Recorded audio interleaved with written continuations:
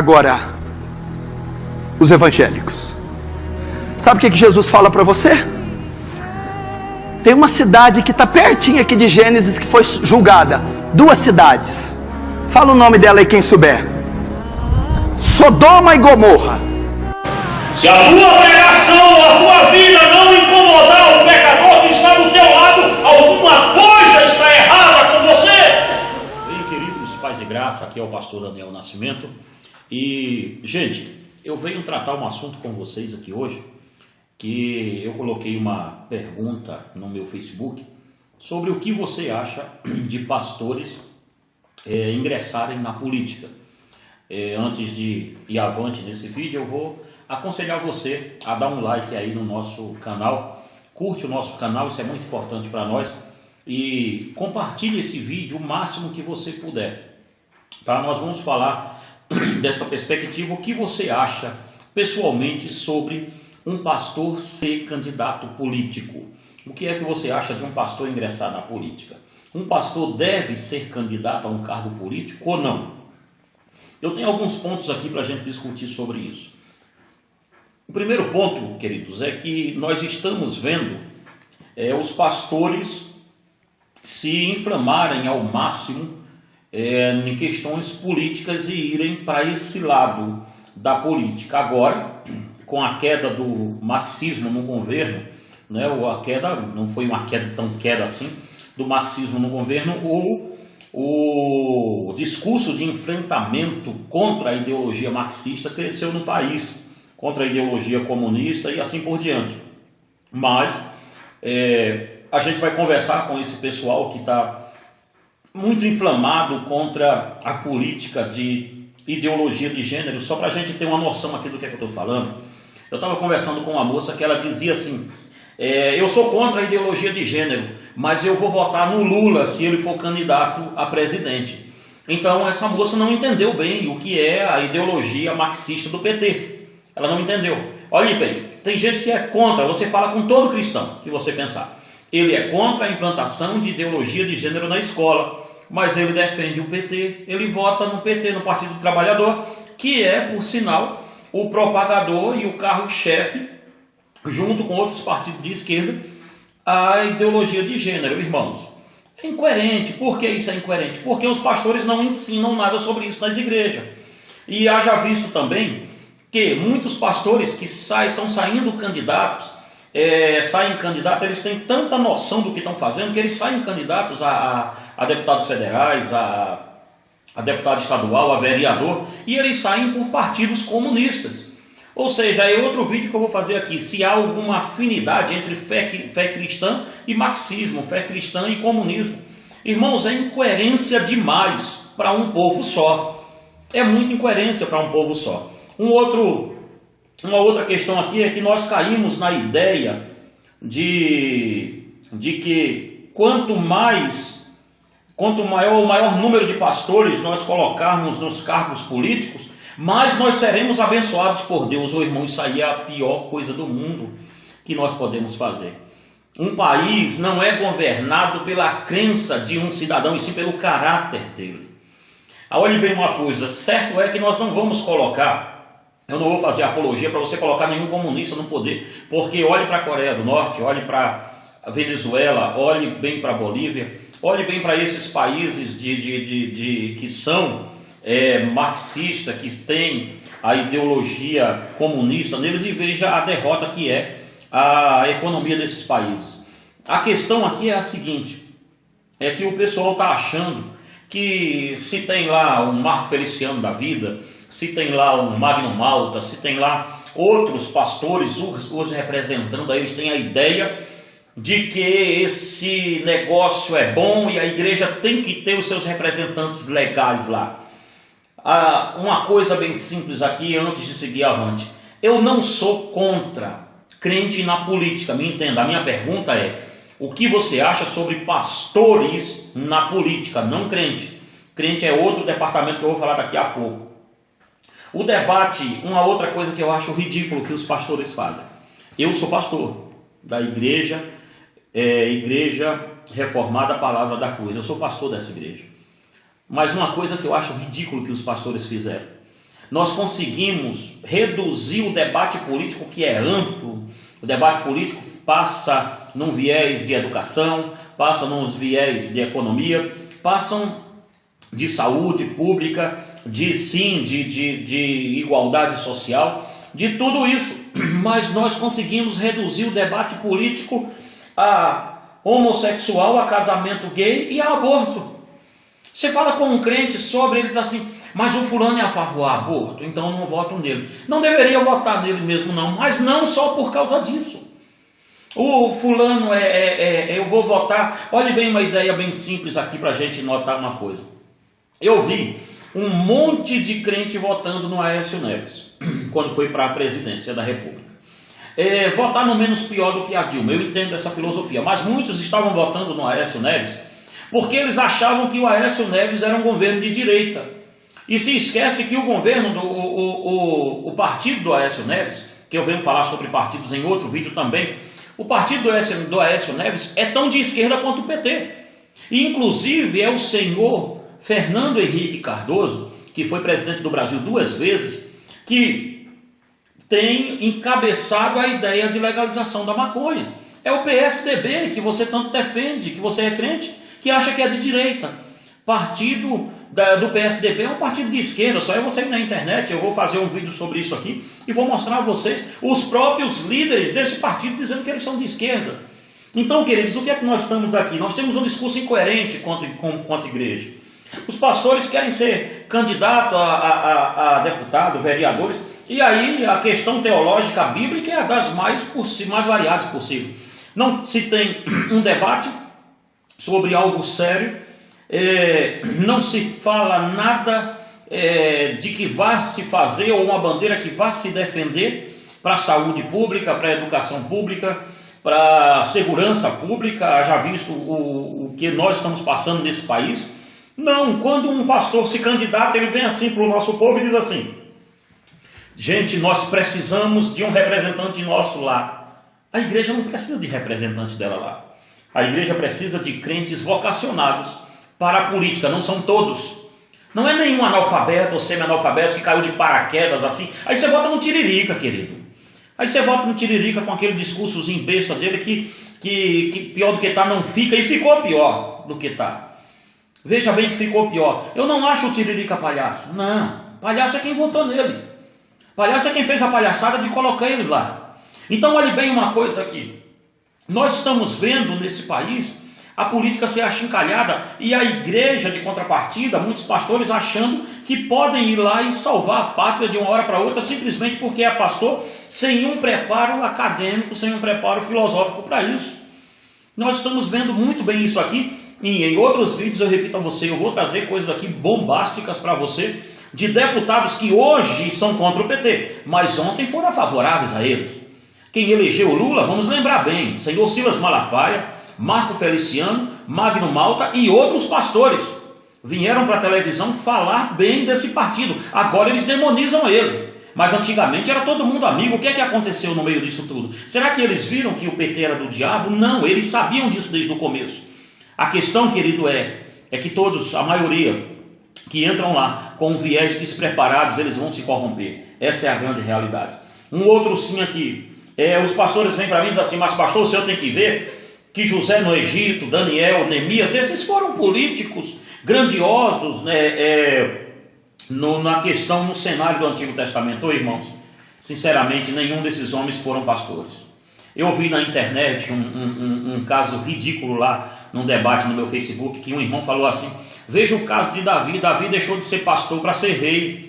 Ô querido, vá aprender a ler pelo menos a Bíblia para você defender a sua candidatura. Porque Davi deixou de ser pastor de ovelhas, animais, não pastor de gente. Não tem condição. Uma pessoa que vai ao ar em um Facebook que está dominado por debate de política e fala uma besteira dessa, uma pessoa dessa não está preparada para ser nem porteiro de igreja, irmãos, quanto mais pastor.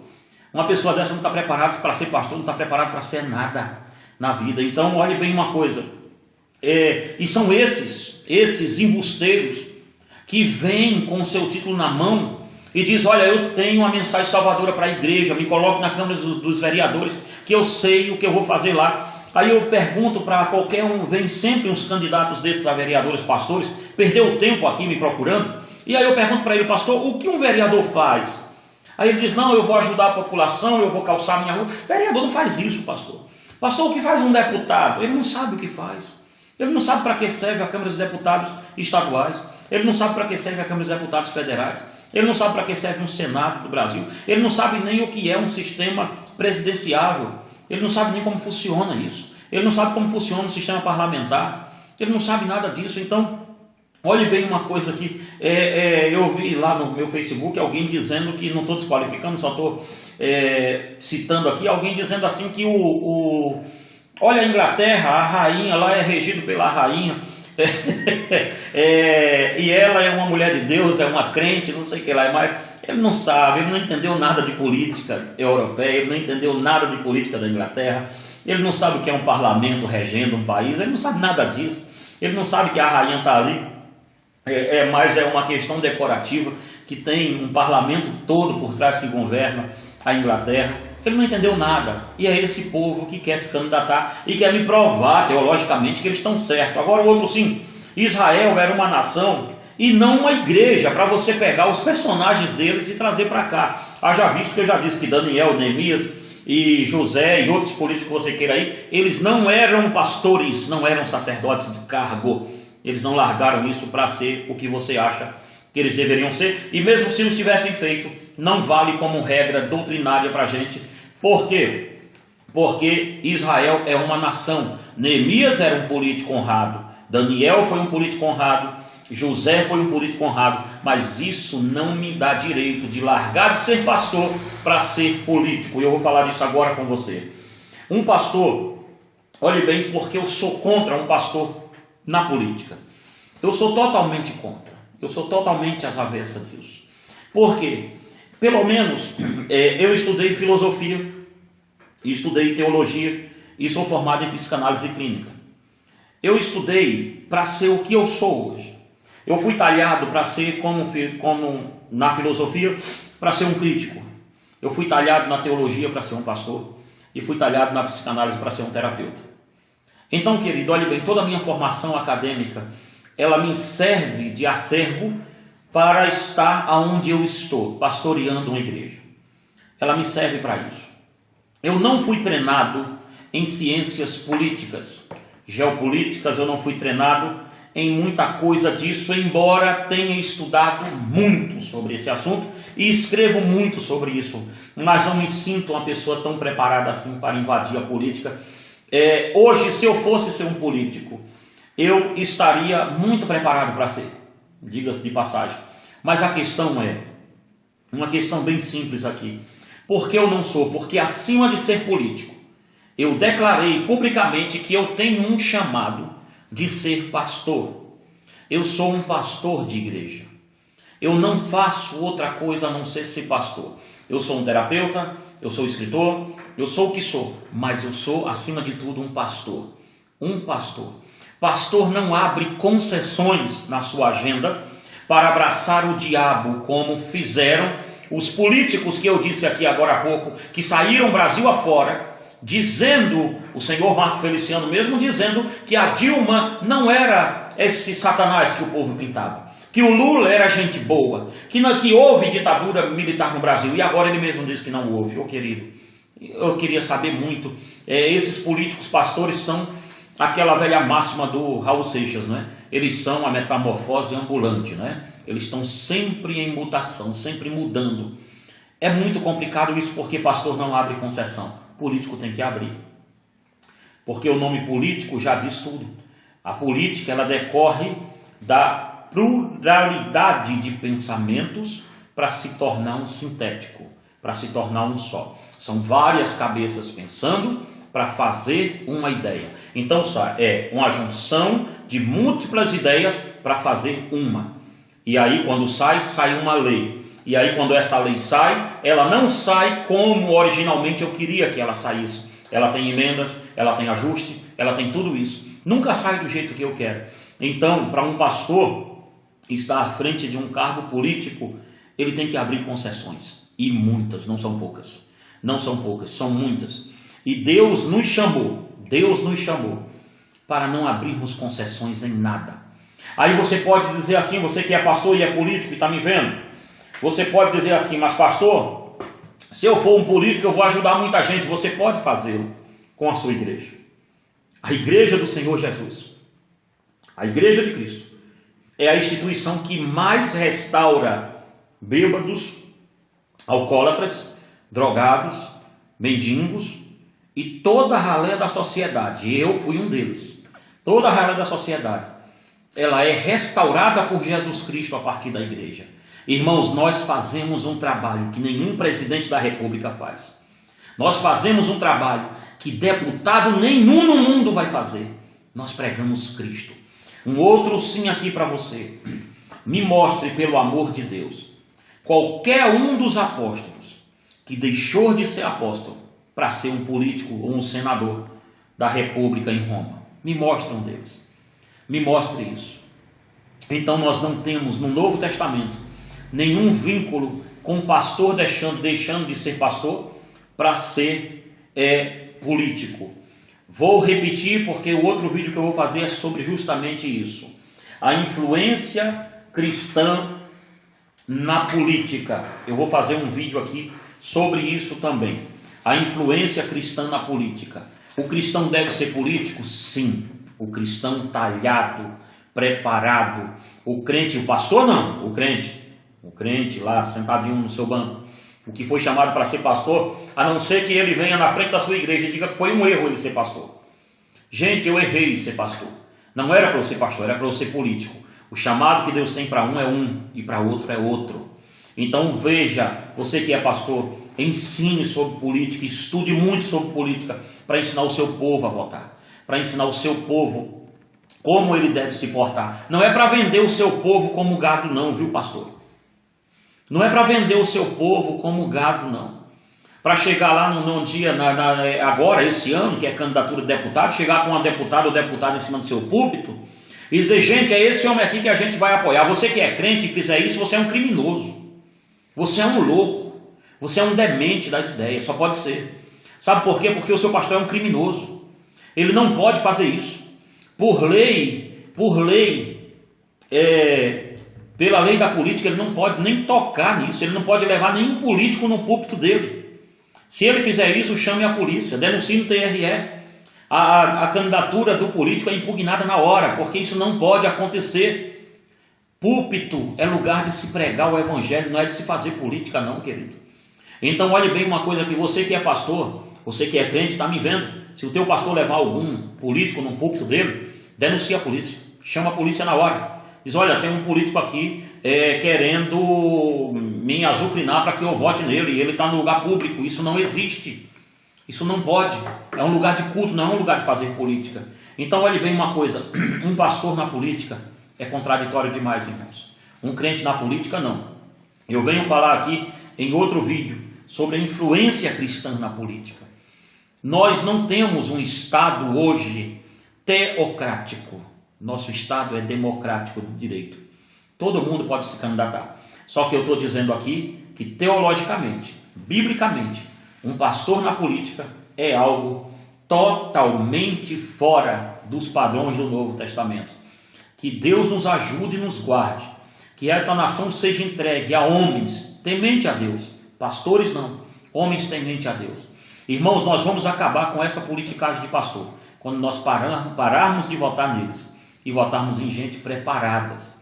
Pare de achar que um pastor lá irá nos representar, porque nós não estamos sendo representados, nós estamos sendo escandalizados demais.